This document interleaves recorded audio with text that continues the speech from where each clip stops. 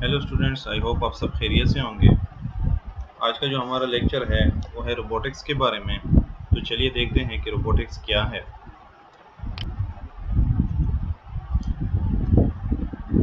Artificial intelligence इन robotics, यानी robotics artificial intelligence में क्या है। तो सबसे पहले हम देखेंगे कि रोबोट क्या है और रोबोटिक्स क्या है, उसका एक ओवरव्यू यहाँ पे दिया हुआ है। फिर उसके बाद हम डेफिनेशन देखेंगे और एग्जांपल देखेंगे। What do you call a machine that looks like a human and can even act like a human in certain situation?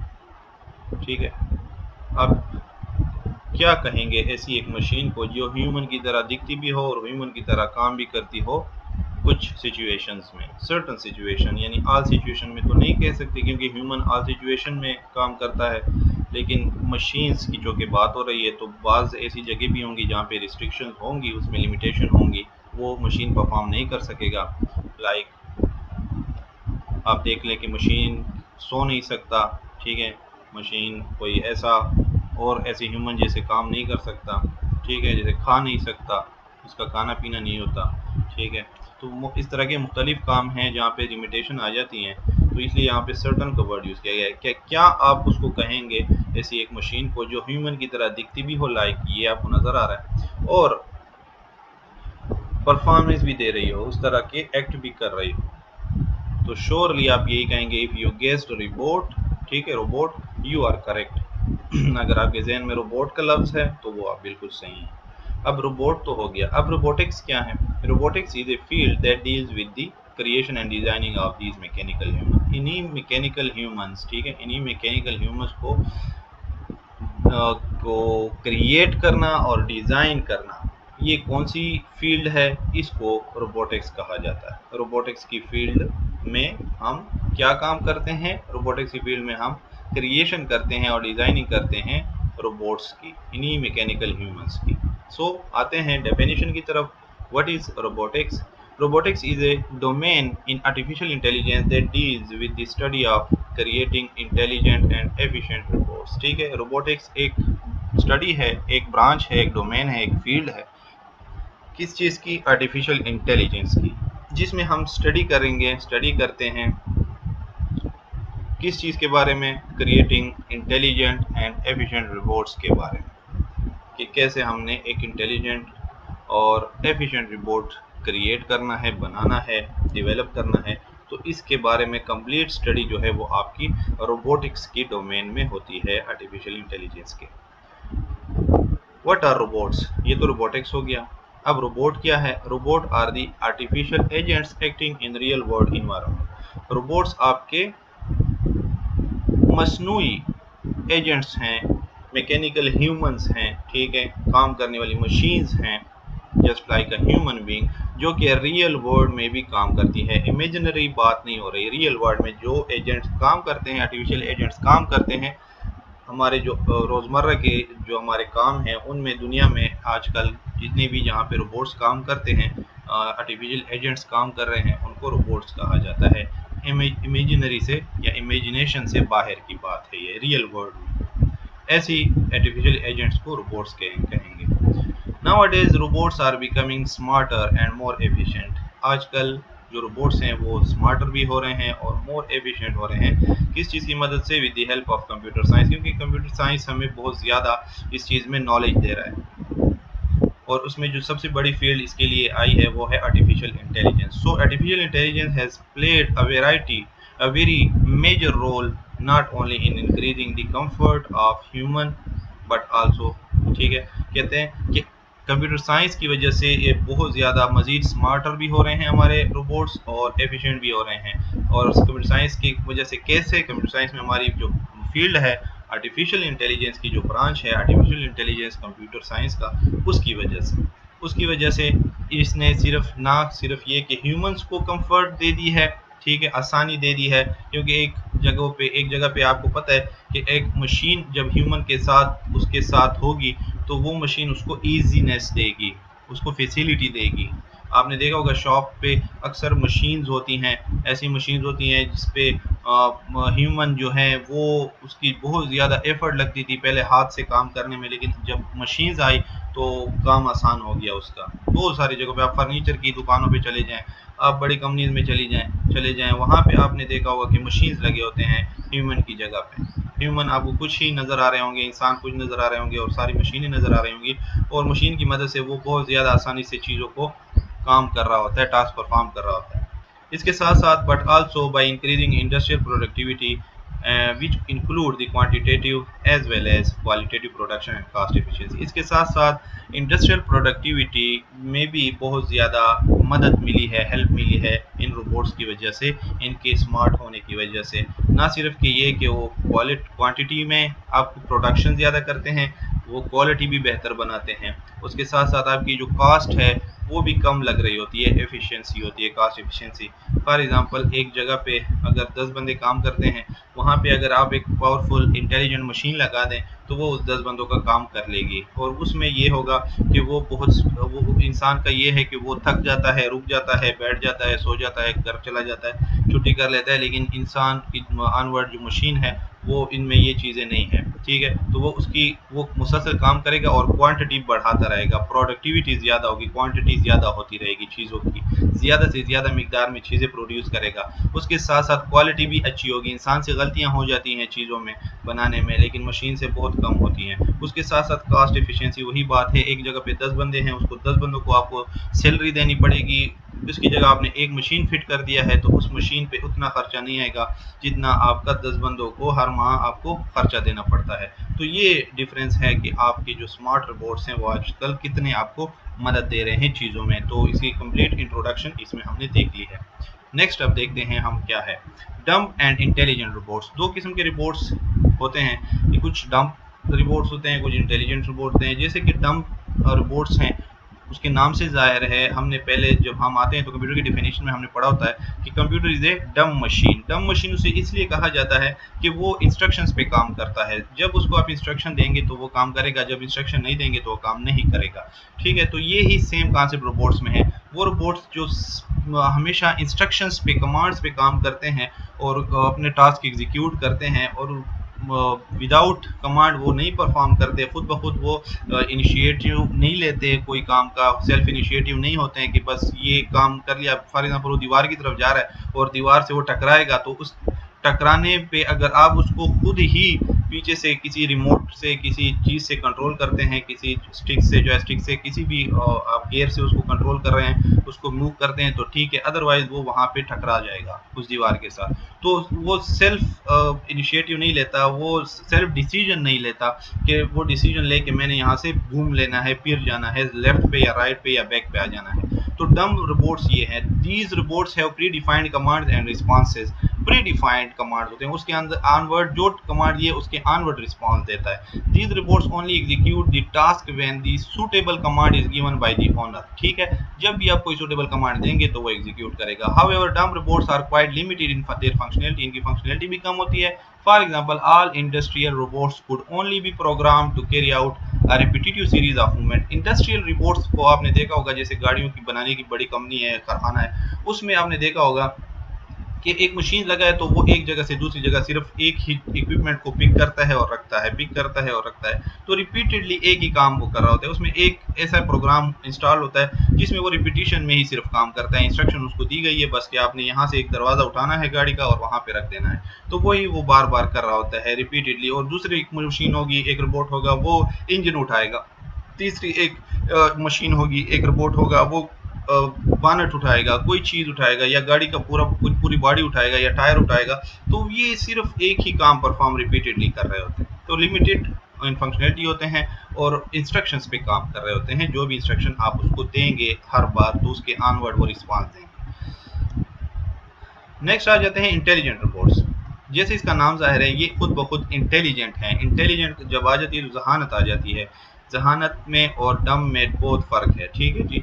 वो नॉन इंटेलिजेंट है, ये इंटेलिजेंट है। Artificially intelligent robots are the bridge between the robotics and AI, ठीक है। यहाँ पे AI की involvement नहीं थी, यहाँ पे एआई है, तो यहाँ रोबोटिक्स के साथ जब एआई मिला तो उसके दरमियान में जो चीज़ थी जिसकी वजह से इनकी रिलेशन बिल्ड हुआ, वो है आर्टिफिशियली इंटेलिजेंट रोबोट्स। जब इंटेलिजेंट रोबोट्स बनाए गए, ठीक है, उसमें आर्टिफिशियल इंटेलिजेंस डाला गया, तो रोबोटिक्स और एआई के दरमियान में ये इसने ब्रिज का काम किया। These are robots that are controlled by AI program. ये ऐसे रोबोट्स हैं जिसमें आर्टिफिशियल इंटेलिजेंस प्रोग्राम इंस्टॉल होते हैं, उनके जरिए वो कंट्रोल किया जाता है। This type of robots perform there task on their own. वो खुद ब खुद अपना डिसीजन लेते हैं। जैसे मैंने आपको बताया कि एक रोबोट है, वो दीवार की तरफ जा रहा है और उससे टकराने वाला है, तो वो सेल्फ डिसीजन लेगा और वो वहां से घूम लेगा, फिर लेगा, ठीक है। ये इंटेलिजेंट रोबोट्स होते हैं, सेंसर लगे होते हैं इसमें। They do not need any kind of supervision once they are program to do the task correctly, ठीक है। एक दफ़ा इनमें आपने अपनी प्रोग्राम इंस्टॉल कर दिया और तो इसको बस फिर उसके बाद आप किसी भी सुपरविजन की ज़रूरत नहीं होती। वो खुद ब खुद ही सेल्फ डिसीजन होते हैं, सेल्फ इनिशिएशन करते हैं, सेल्फ वर्क करते हैं अपने प्रोग्राम के रन होने पे। This type of AI is widely use now अडेज as many of the things are becoming automated। और आजकल एआई, इसी तरह की AI, this type of AI is use widely. यही आर्टिफिशियल इंटेलिजेंस आजकल यूज़ की जा रही है, यही मैकेनिज्म यूज़ किया जा रहा है, क्योंकि चीज़ों को ऑटोमेटिक किया जा रहा है। जैसे हम ऑटोमेटिक का लफ्ज़ आजकल हर जगह सुन रहे होते हैं कि ये मशीन ऑटोमेटिक काम करती है, ये ऑटोमेटिक काम करती है, ऑटोमेटिकली कपड़े धोती है, ये ऑटोमेटिकली कपड़े सुखाती है, ये ऑटोमेटिकली खाना पकाती है, जैसे ऑन हो गया। तो डेफिनेटली डिफरेंट चीज़ें हैं। For example, a drone might use autonomous navigation to return home when it is about to run out of battery। तो वो यहाँ पे ड्रोन की एक एग्जांपल दी हुई है कि ड्रोन जो है, आपको पता है, विदाउट पायलट वो मूव कर रहा होता है, और जब भी उसमें बैटरी लो होती है तो वो सेल्फ डिसीजन लेके वापस घर को चला आता है, वापस अपने बेस स्टेशन आ जाता है, क्योंकि उसकी बैटरी ख़त्म होने वाली होती है। तो ये डिसीजन वो खुद लेता है कि मेरी बैटरी अब कितनी है, तो उसके बाद वो रिटर्न करता है किसी भी हाल में। A self-driving car might use a combination of AI algorithm to detect and avoid potential hazards on the road। और इस तरह आजकल विदाउट ड्राइवर कार्स आपने देखे होंगे, आ रहे हैं, आपने यूट्यूब पे वीडियोस देखी होंगी, उसमें भी यही है कि विदाउट ड्राइवर आपका जो है, आपकी गाड़ी चल जा रही होती है, वो मूव कर रही होती है, वो स्टेयरिंग उसका घूम रहा होता है, गियर बदल रहे होते हैं, तो ये ऑटोमेटिकली सारा कुछ हो रहा होता है। और रोड पे एक्सीडेंट्स से भी वो बहुत ज़्यादा बच रहे होते हैं। आपने देखा होगा कि उसमें सेंसर लगे होते हैं, हर तरफ, चारों तरफ सेंसर लगे होते हैं, इसकी वजह से उसमें ये डिसीजंस लिए जाते हैं और किसी किस्म की नाखुशगवार वाक़े से भी बचा जा सकता है। तो ये सारी इंटेलिजेंस है, एआई है, जिसमें जो रोबोटिक्स के साथ मिल गई है और उसने इसको वो मज़ीद बेहतर बना दिया है। These all are the example of artificial intelligence robots. ठीक है जी। तो ये एक डम और इंटेलिजेंट रोबोट में फ़र्क है कि वो इंस्ट्रक्शंस, हर बार इंस्ट्रक्शन, उनको सुपरविजन की ज़रूरत होती है, इंस्ट्रक्शन पे काम करते हैं। यहाँ पे एक बार आपने उसको प्रोग्राम कर दिया, देन आपको उसको दोबारा इंस्ट्रक्शन देने की ज़रूरत नहीं। अब लास्ट की बात कर लेते हैं कि जब भी आप कोई रोबोट डेवलप करेंगे तो उसमें किन चीज़ों का ख्याल रखेंगे। रोबोटिक्स की कौन सी 3 लॉज हैं जिनका होना ज़रूरी है। The 3 laws of robotics, जिनको also known as the 3 laws are Asimov law भी कहा जाता है, Asimov's law, ठीक है। इनको Asimov's laws भी कहा जाता है या 3 laws भी कहा जाता है। were introduced in Isaac Asimov's short story, ठीक है, Run Around। ये इंट्रोड्यूस हुए 3 लॉज, किसने इंट्रोड्यूस किए? इसका पूरा नाम है इसाक असिमोव। अपनी शॉर्ट स्टोरी जिसका नाम है रन अराउंड में इसने ये लॉज इंट्रोड्यूस करा है 1942 में, and included in his later I report series. और बाद में जो उसकी एक सीरीज आई बुक्स की, आई रिपोर्ट, उसमें भी इसने ये इंक्लूड किए हैं। ठीक है जी। ये एक आतर है असिमोव, उसने अपने शॉर्ट स्टोरी रन अराउंड जो उसने 1942 में इंट्रोड्यूस करवाई थी, ठीक है जी, उसमें इसने ये 3 लॉज पेश किए थे। These laws represent an ethical world view, ठीक है। इसमें एथिकल वर्ल्ड व्यू है, यानी दुनिया में रहने के अखलाकी उसूल के बारे में बात की गई है कि एक इंसान जब दुनिया में रहता है तो उनको मेन किन चीज़ों का ख्याल रखना चाहिए। तो मशीन के लिए भी इसने यही बात कही कि मशीन को भी इन चीज़ों का ख्याल रखना चाहिए। मशीन का मतलब ये नहीं है कि वो उसका जो दिल चाहे वो करे, जैसे हम इंसान हैं, इंसान पे भी कुछ पाबंदियां हैं अखलाकी दुनिया की नज़रों में। तो वर्ल्ड व्यू की एथिकल वर्ल्ड व्यू की तरह उसमें रिप्रेजेंटेशन में उसने ये 3 बातें पेश की, लास्ट पेश की कि जब भी मशीन डेवलप करें तो इन चीज़ों को देखें रोबोट्स को। They are intended as a safety feature to guard against robots behaving in ways harmful to their human creator, the laws cannot be bypassed। ठीक है, मतलब ये है कि जब ये जो लॉज थे इनका मेन मकसद सेफ्टी का था कि आपके जो रोबोट्स हैं वो अगेंस्ट ह्यूमन क्रिएटर्स बिहेव ना करें, कोई भी हार्मफुल बिहेव ना करें। ठीक है, और इन लॉज को आप बाईपास भी नहीं कर सकते। ठीक है, यानी आप जब रोबोट बनाते हैं तो उसको आपने हार्मफुल नहीं बनाना, उसको ऐसे बनाना है कि वो सेफ्टी हो लोगों के लिए या अपने क्रिएटर के लिए एज ए सेफ्टी मेजर हो, ना कि नुकसान देने वाला हो। तो इनकी आपने ख्याल रखना है, सेफ्टी के लिए इसने ये लॉज पेश किए थे। 3 laws quoted below have been adopted, changed and elaborated both by Asimov himself and by other authors, ठीक है, एंड स्क्रीन राइटर्स। इन 3 लॉज को जो नीचे कोटेड किए गए हैं इनको अडॉप्ट किया गया, चेंज भी किया गया है और मॉडिफाई भी किया, एलेबोरेट भी किया गया है, यानी मॉडिफिकेशन चेंज भी की गई है और एलेबोरेट भी किया गया है, यानी एक्सपेंड भी किया गया है। किसने किया? आसिमो ने खुद भी किया और बाकी अतर ने और स्क्रीन राइटर ने भी किया। उसके बाद ये फाइनल शक्ल इनकी बनी। तो ये 3 लॉज कौन से हैं? चेंजिंग के बाद आते हुए अडॉप्ट भी हुए हैं, इनको अडॉप्ट भी किया, मॉडिफाइड भी किया गया, एक्सपेंड भी किया गया है। और ये कौन से लॉज हैं जो 3 बन के आ गए? वो फर्स्ट लॉ है हमारे पास, a robot may not injure a human being और through inaction allow a human being to come to harm. यानी आपका रोबोट जो है वो ऐसा होना चाहिए कि वो किसी भी ह्यूमन बीइंग को हार्म ना करे, इंजर ना करे, या जब वो कोई काम परफॉर्म कर रहा हो तो कोई उसको अलाउ अ ह्यूमन, यहाँ नॉट से स्टार्ट होता है, not injure a human being और through inaction not allow a human being to come to harm, या उसको हार्म करे, यानी एक दूसरे को वो हार्म ना करे। फर्स्ट लॉ ये है कि ना वो ह्यूमन को हार्म करे, ना वो ह्यूमन उसको हार्म करे, अलाउ करे उसको। अब अलाउ कैसे? अब उसको ऐसा नहीं है कि अब कोई इंसान आ रहा है उसको मारने लगा है तो ये भी उसको मारेगा, नहीं, वो किसी और तरीके से खुद को बचाएगा, किसी सेफ्टी तरीके से कि ह्यूमन भी हार्म ना हो, इंजर ना हो और वो भी हार्म ना हो। तो ये 2 बातें, तो आपने उसमें ऐसी प्रोग्रामिंग करनी है कि वो इन चीज़ों को फॉलो करे कि ह्यूमन को इंजर नहीं करना और खुद भी इंजर होने से बचना है किसी भी तरीके से। फॉर एग्जांपल अगर आपने उसको कहीं वार जोन में छोड़ दिया है आर्मी वालों ने और वो दुश्मन ने उसको देख लिया है, एनिमी ने उसे देख लिया है और उसको तोड़ने लगा है, उसको हिट करने लगा है, तो ये ज़रूरी नहीं है कि आपका रोबोट वहाँ पे कोई ऐसा काम करे जिससे इनोसेंट पीपल भी हार्म हो जाए यहाँ वहाँ के। ठीक है, तो कैसे वहाँ से बचना है, कैसे वहाँ से निकलना है, तो वो उसका ख्याल रखना चाहिए। Second law, a robot must obey the order given it by human being except where such order would conflict with the first law। Robot जो है वो आपके ऑर्डर भी फॉलो करे जब जो ह्यूमन बीइंग उसको देता है, लेकिन इस बात का ख्याल रखें कि उन ऑर्डर में किसी को नुकसान पहुंचाने वाली बात ना हो जो कि कन्फ्लिक्ट करती है फर्स्ट लॉ से, यानी फर्स्ट लॉ कन्फ्लिक्ट ना हो सेकेंड लॉ में, फर्स्ट लॉ को भी फॉलो करे। देखें सारी बातें तो माने ह्यूमन बीइंग की, अपने क्रिएटर की, लेकिन ये बात ना माने कि किसी ह्यूमन बीइंग को इंजर कर। ठीक है, तो ये इसको कन्फ्लिक्ट नहीं करना चाहिए। ये थर्ड लॉ है, a robot must protect its own existence as long as such protection does not conflict with the first और सेकेंड लॉ।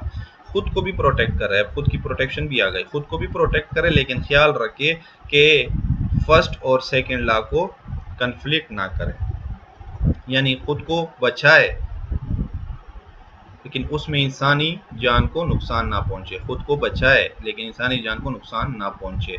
इसी तरह खुद को बचाए लेकिन हर बात अपने ह्यूमन क्रिएटर की ना माने, क्योंकि वो उसे कुछ भी कह सकता है कि आप किसी को नुकसान पहुंचा ले। तो ये दोनों बातें कन्फ्लिक्ट ना हो, ओबे करे लेकिन ख्याल रखे कि किसी को नुकसान नहीं पहुंचाना। अगेन वही बात है कि किसी भी ह्यूमन बीइंग को आपने किसी हाल में भी नुकसान नहीं पहुंचाना। तो ये 3 लॉज पेश की गई, एसिमो ने पेश की कि आपने इन बातों का ख्याल इसमें रखना है जब भी आप कोई रोबोट्स वो करते हैं, डिज़ाइन करते हैं। अब एप्लीकेशंस के बारे में बात कर लेते हैं, या यूजेस ऑफ रोबोट्स की बात कर रहे हैं।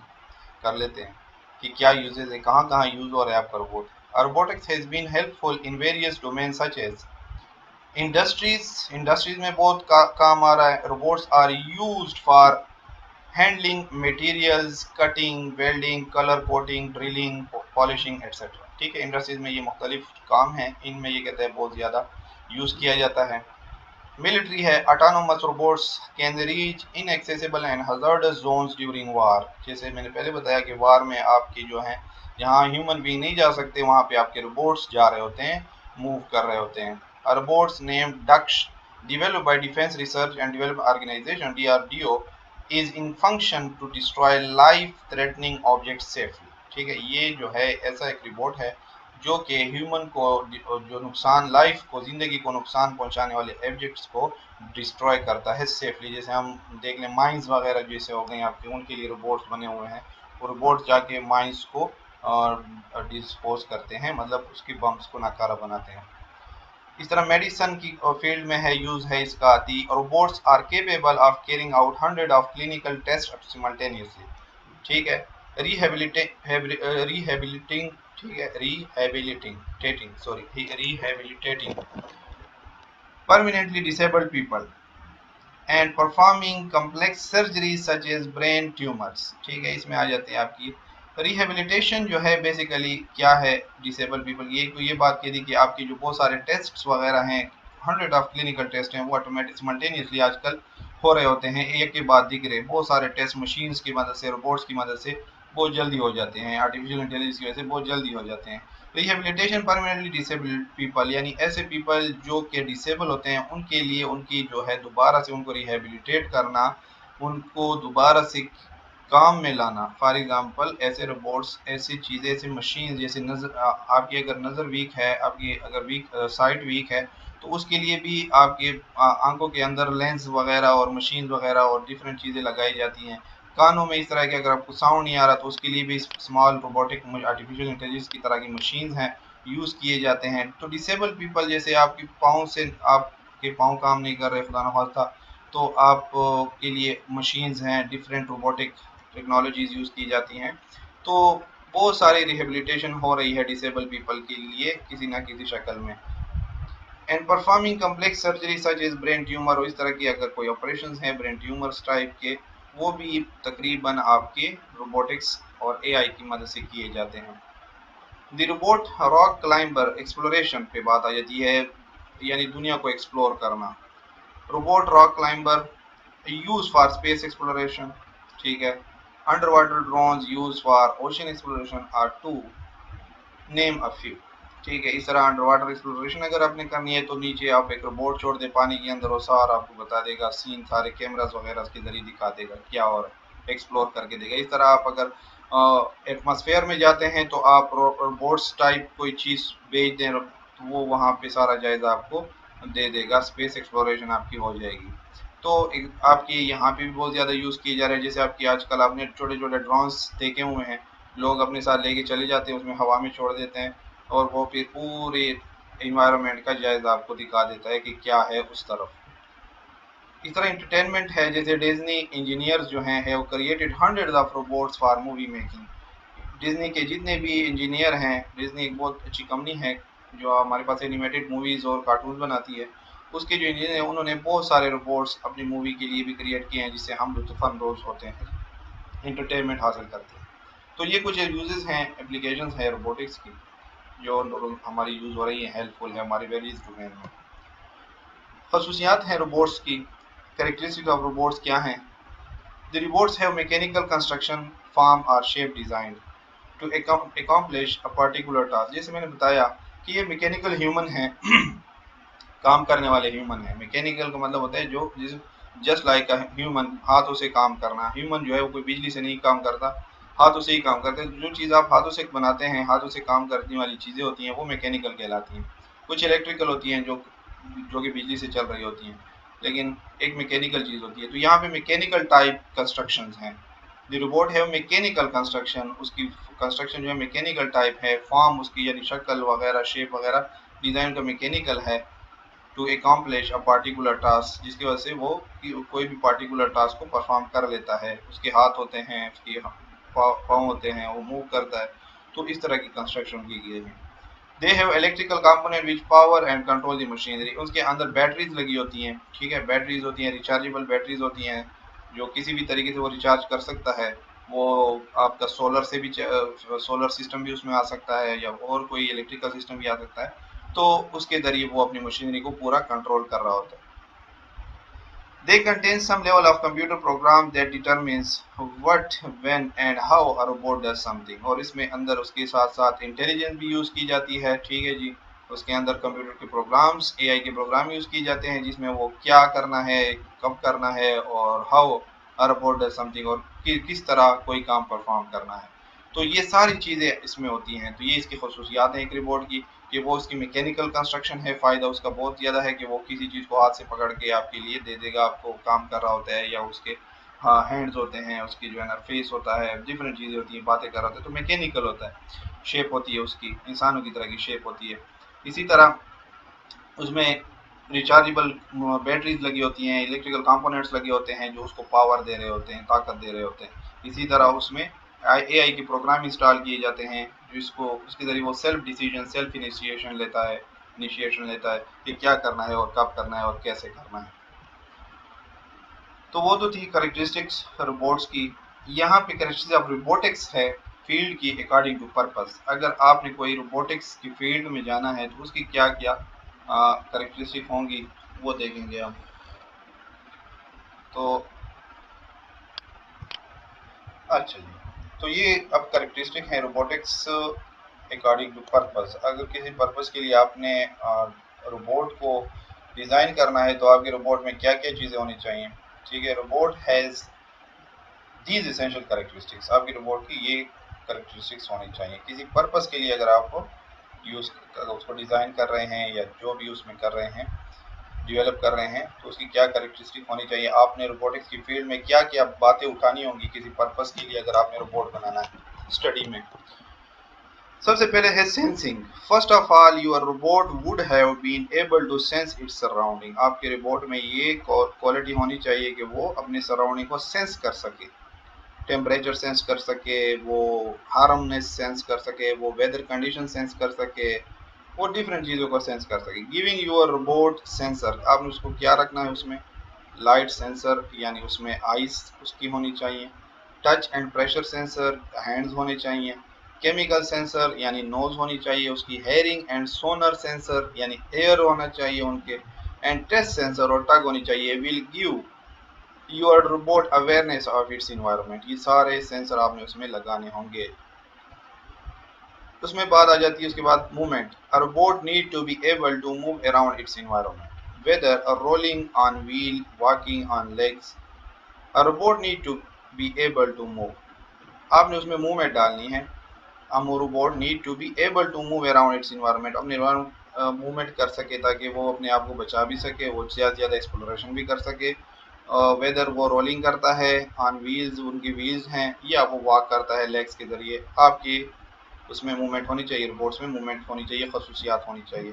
तीसरी खसूसियात क्या है, energy. A robot need to be able to power itself, खुद को सेल्फ पावर कर सके, पावर इटसेल्फ कर सके यानी खुद को रिचार्ज कर सके। Robot might be solar powered, या सोलर पावर होना चाहिए, या इलेक्ट्रिकली पावर्ड होना चाहिए, बैटरी पावर्ड होना चाहिए। The way your robot gets its energy will depend on what your robot need to do.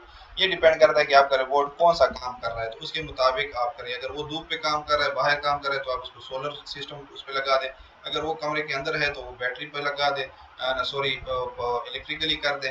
या कोई ऐसी जगह है कि दोनों जगह दोनों चीज़ें अवेलेबल हैं, आपकी जो है इलेक्ट्रिसिटी वो नज़दीक ही है, तो आप उसको फिलहाल बैटरी पे लगा दें। जैसे हमारे मोबाइल और फ़ोन होते हैं, हम यूज़ भी कर रहे होते हैं, जब ज़रूरत पड़ती है तो उसको दोबारा ले आते हैं। तो ये आपकी एनर्जी पे तो आ गए।